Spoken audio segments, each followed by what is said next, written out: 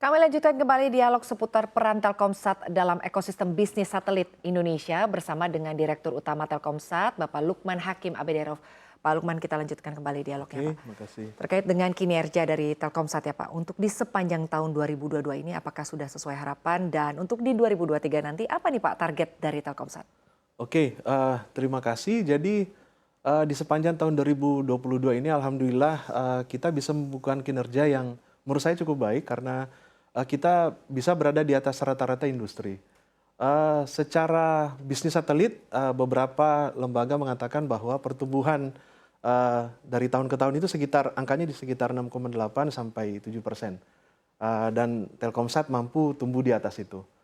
Sehingga untuk tahun 2023 kita pastikan kita tetap akan mempertahankan sukses yang kami lakukan di 2022 ini dan tentunya dengan target kalau bisa tetap lebih baik dari industri yang ada saat ini. Demikian. Baik, Pak, terkait dengan kontribusi Pak, bagaimana Telkomsat berkontribusi ya Pak dalam pemerataan pembangunan jaringan telekomunikasi di tanah air untuk saat ini?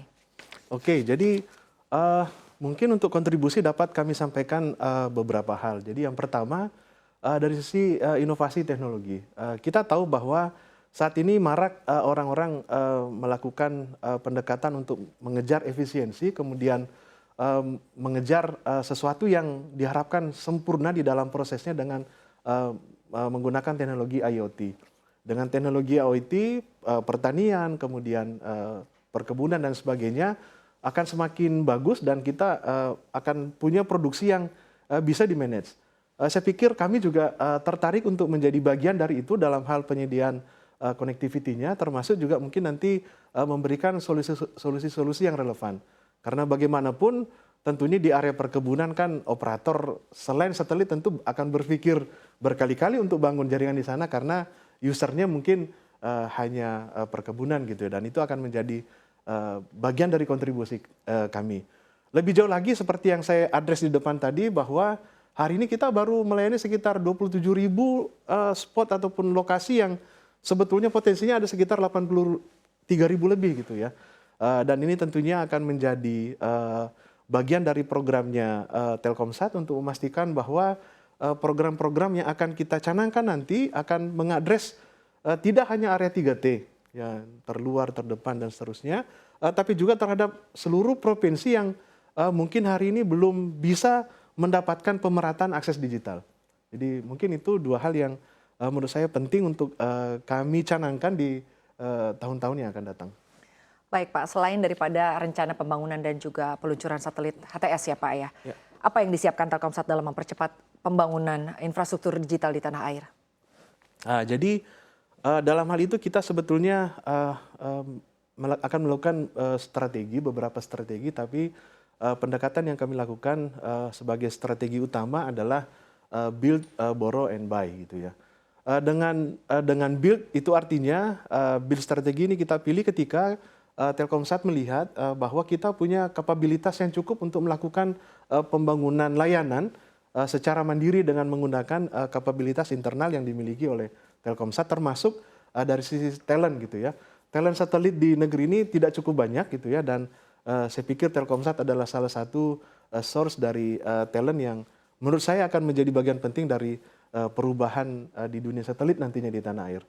Yang berikutnya dengan strategi borrow, pendekatan yang kami lakukan adalah kami akan memilih partner, melakukan partnership dengan teknologi owner ataupun dengan giant tech company seperti yang kami lakukan dengan SpaceX atau Starlink.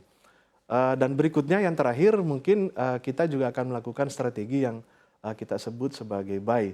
Di dalam pendekatan untuk strategi buy ini kita akan melihat value sinergi yang ada gitu ya, sehingga kita nanti akan memilih kira-kira organisasi atau perusahaan ataupun industri apa yang kira-kira bisa membantu Telkomsat untuk expand bisnisnya lebih luas dan lebih besar gitu dengan mekanisme bisa jadi akuisisi ataupun aliansi.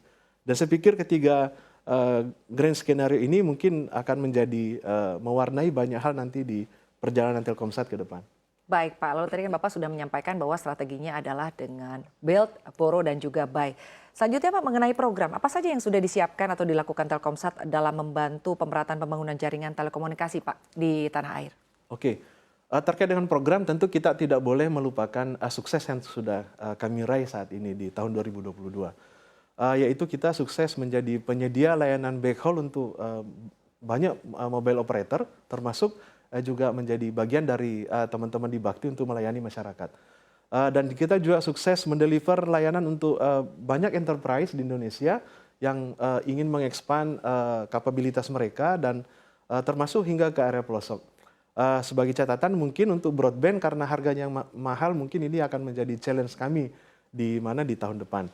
Nah untuk itu mulai tahun ini dan tahun ke depan nantinya kami telah membuat sebuah pendekatan yaitu melakukan eksploitasi dan eksplorasi. Eksploitasi terhadap internal capability, internal service, internal produk yang kami pikir itu sudah cukup sukses dan mungkin masih perlu diberikan nilai tambah dan sebagainya. Termasuk di satelit ini kan harga menjadi sesuatu yang sangat diperhitungkan gitu ya karena harganya mahal sehingga demand-nya sangat terseleksi gitu ya. Nah sehingga dari sisi eksploitasi mungkin nanti kita akan melakukan banyak inovasi sehingga bisa menghasilkan ujungnya sebuah produk yang affordable tapi dengan kualitas yang tentunya kita jaga dengan baik. Berikutnya setelah eksploitasi kita akan melakukan pendekatan eksplorasi. Eksplorasi terhadap hal-hal yang baru. Ini kita ada 2 program besar terkait dengan hadirnya satelit LEO di Telkomsat, hasil dari partnership dengan Starlink dan juga tadi pendekatan ke beberapa teknologi baru seperti IoT. Nah, di sisi broadband menurut saya ini menjadi challenge bagus untuk kami explore lebih jauh karena ternyata community wifi itu sangat diminati oleh masyarakat. Dengan model bisnis yang tepat, saya pikir community wifi ini akan memberikan solusi terhadap kebutuhan komunitas-komunitas yang mungkin tidak pernah kita bayangkan di puncak gunung di Jayawijaya, kemudian di beberapa tempat di tanah air gitu, yang akhirnya bisa mendapatkan persamaan hak untuk mengakses informasi digital. Mungkin itu. Baik Pak.